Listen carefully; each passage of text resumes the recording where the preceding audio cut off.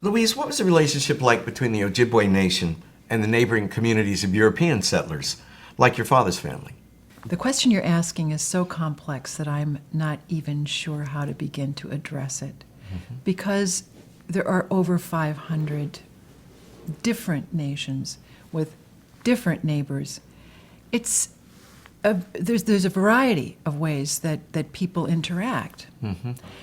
And for my part, I would just have to say that I was informed mostly by my parents' marriage in the first place, which is something that, as I've said, it was a great gift. But I also know that people suffered enormous discrimination, and that even in the town where I lived, there was a sense of being native and non-native, or Indian, non-Indian, and that later on I realized that the town of Wahpeton really was originally part of the Wahpeton-Sisseton Reservation. And a lot of the people I grew up with were Dakota people. As I began to learn history, I began to realize the great abyss of knowledge between the two. You know, people had come over with almost no knowledge of who lived on and had owned the land where they homesteaded. They'd come with a few preconceptions, but no idea of the complexity of the people who were there.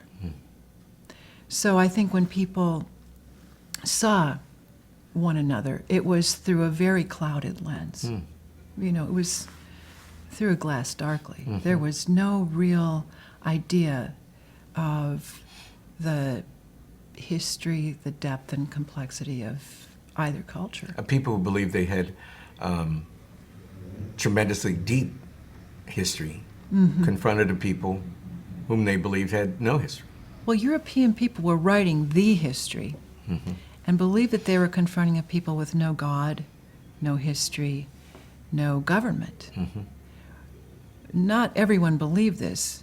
You know, as I said, Justice Marshall, I think in 1832, said, we are in the presence of a very old set of cultures, a self-governing, independent, sovereign nations. And that is why treaties were made. But for the average person who came and settled in a town or came from Europe and opened a butcher shop, the people that they would meet, the Indians, the American Indians, would be unknowable unless they chose and cared to enter into their culture, which my family did.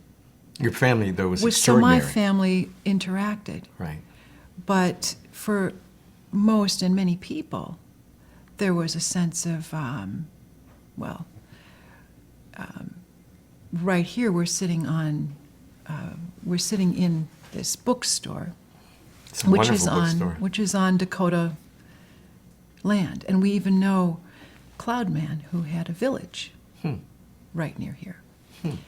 But only, as you came into the airport, only a few miles away at Fort Snelling, the Dakota people pass that place, and they have a sense of, I would think, unimaginable sorrow as they look at Fort Snelling. And they see that that's the place where the largest mass execution in American history took place. And that was the Mankato 38. And Abraham Lincoln signed the order, the death order, for those Dakota men, and had the women and children imprisoned. So that people have such differing histories and such different relationships. In many cases, they had good relationships. In many cases, they had disastrous relationships. But your family, the two branches of your family, had an extraordinarily intimate and easy cross-cultural relationship. See, that was for my family, and that's why I can't generalize.